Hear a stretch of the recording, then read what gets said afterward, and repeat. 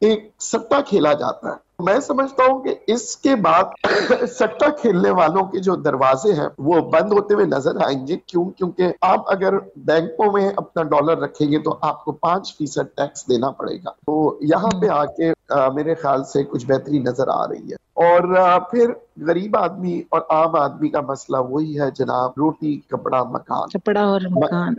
جی، textile items میں جو local جو کپڑے ہیں اس کے اوپر ڈیوٹی لگا دی گئی ہے، تو کپڑے آپ کو مہنگے ملیں گے. ایکسپورٹ کے لیے بڑی اچھی سہولتیں دی ہے. ٹھیک ہے جناب، آپ کا جو کاٹن کے اوپر جو امپورٹ اور ڈیوٹیز وغیرہ ہے وہ آپ دیکھیں بہت ہی مناسب کر چکے ہیں، بہت ہی مناسب اقدامات کیے ہیں. اور اس کے علاوہ اگر ہم بات کریں گے مکان کی، تو سیمنٹ 250 روپے کا سیمنٹ آج بھی 1200 روپے کا ہے. اس کے لیے کسی قسم کی لا یا ریگولیشنز نہیں بنائی ہے، جبکہ پاکستان کے اندر اس کو قابو کرنا بڑا آسان ہے. کیونکہ پورے پاکستان میں 22 کمپنیاں ہیں جو سیمنٹ بناتی ہیں، جو پورے پاکستان کو سیمنٹ دیتی ہے. اور ساتھ ہی ساتھ اتنا خود کفیل ہوتے ہیں ہم سیمنٹ میں کہ ہم سیمنٹ ایکسپورٹ بھی کریں. مگر حیرت کی بات یہ ہے کہ یہ 250 روپے کا سفر 1200 تک گیا، مگر کسی نے قیمتوں میں واپسی کا نہیں سوچا.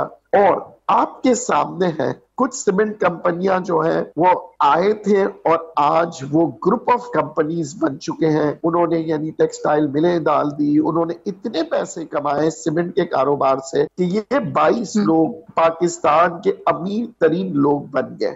کیوں؟ کیونکہ ان کی مونوپلی ہے. اسی طرح ہم گاڑیوں کی بات کریں گے تو گاڑیوں کے اندر بھی مونوپلی ہے، جو کہ وجہ یہی ہے کہ پاکستان میں آج 50 لاکھ سے لے کے 4 کروڑ 6 کروڑ کی گاڑیاں ہیں. یعنی کہ ایک عام آدمی کو تو گاڑی خریدنا میرے خیال سے خواب ہو چکا ہے. اور دوسری بات یہ کہ حکومت اب پبلک ٹرانسپورٹ کی طرف آ رہی ہے. تو میں سمجھتا ہوں کہ اگر پبلک ٹرانسپورٹ اچھا ہوا تو درمیانہ بہت اچھا ہو جائے گا. سفید پوش لوگ گاڑیاں چھوڑ کے بسوں اور ٹرینز میں سفر کریں گے. مگر یہ منزل جو ہے نا جلد جو ہے نا ختم ہونے والی نظر نہیں آ رہی، کیونکہ حالات جو ہے نا وہ آسانی سے بدلتے نہیں ہیں، کیونکہ ہر آدمی چاہتا ہے منافع کمائے. اب میں گفتگو کو ختم کرنے سے پہلے میں یہ سمجھتا ہوں کہ ایک بات میں سب سے کہوں گا کہ اگر آپ چاہتے ہیں ترقی کرنا تو دوسروں کی ترقی کے لیے سوچیں.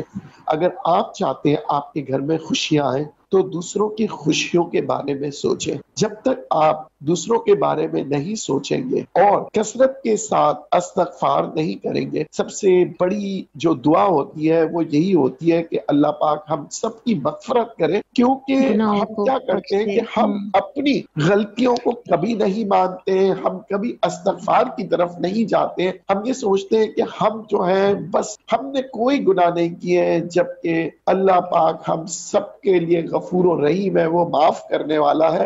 اور ہم انجانے میں بہت کچھ کر جاتے ہیں جو کہ ہمارے علم میں بعد میں آتا ہے جب ہمارے پر مصیبتیں آتی ہیں. تو آخری بات یہی کہوں گا کہ کوشش کیجئے لوگوں کے کام آئیں، صدقہ خیرات کثرت کے ساتھ کریں، صدقہ بلاؤں کو دور کر دیتی ہے. Thank you very much. اور تمام سننے والوں کو میری طرف سے میں یہی کہوں گا کہ اللہ پاک آپ سب کو خوش رکھے. جی، بہت پیاری بات کی آپ نے اور بہت اچھا آپ نے میسج دیا.